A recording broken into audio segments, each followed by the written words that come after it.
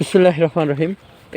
আজকে আমরা সকাল সকাল বুদ্ধিজীবীতে ঘুরতে আসলাম। ঘুরতে এসে দেখি কি পরিবেশটা অনেক সুন্দর, অনেক কুয়াশা। এই যে এখানে ওইখানে একজন আগুন জ্বালাইতেছে দেখা যাইতেছে, আর তার সাথে দেখা যাইতেছে এখানে ওই যে পাখি উঠতেছে, কত সুন্দর পাখিদের কোলাহল। এই তো গাছগাছালি, একটা মুখরোচক সুন্দর একটা পরিবেশ। আমরা এখানে হাঁটতে আসছি, আমরা এখানে হাঁটতে আসি। ওইদিকে আবার একটা ডালিম গাছ আছে। আমরা দেখতেছি ওই যে পাখি উঠতেছে, কিন্তু এত সুন্দর পরিবেশটা মুখরোচক আমরা দেখতেছি, একদম মুগ্ধ। মানে কিভাবে আর বলবো।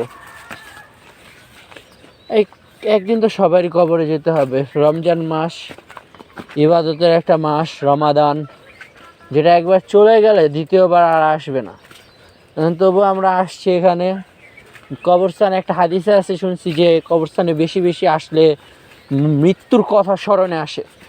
তাই এই ক্ষেত্রে যেহেতু মৃত্যুটা আমাদের স্মরণে আসা জরুরি, মৃত্যুর কথা আমাদের প্রত্যেকেই মাথায় রাখতে হবে। কুল্লু নাফসিন যায়কাতুল মাউত, প্রতিটি জীবকে মৃত্যুর স্বাদ গ্রহণ করতে হবে। ওই যে এখানে দেখা যাচ্ছে একটা ডালিম গাছ আছে।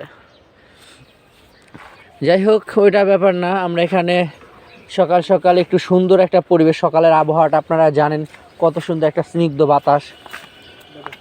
এই আবহাওয়াটা আমরা বাতাস নিচ্ছি ভিতরে। আর কি বলবো, এই তো দেখেন আর কত সুন্দর করে এখানে গাছ।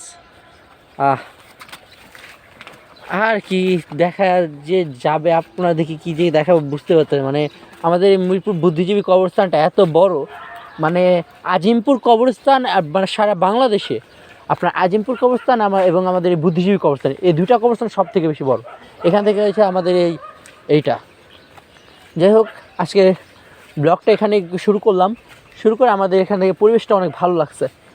আপনাদের কাছে কেমন লাগলো অবশ্যই কমেন্টে জানাবেন। এটা বলে বন্ধ করলাম।